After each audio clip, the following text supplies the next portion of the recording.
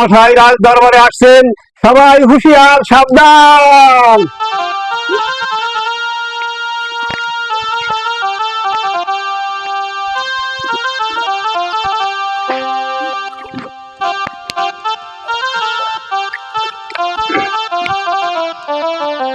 পণ্ডিত মশাই, বাইপাস মহল্লার খবর কি?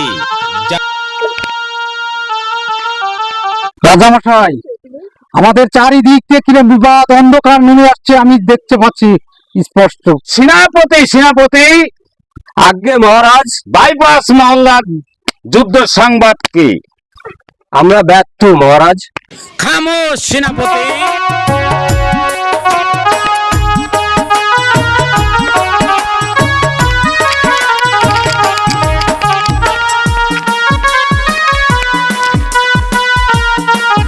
রাজদরবারে এমন কি কোন যোদ্ধা নাই বাইপাস মহল্লাকে রক্ষা করে?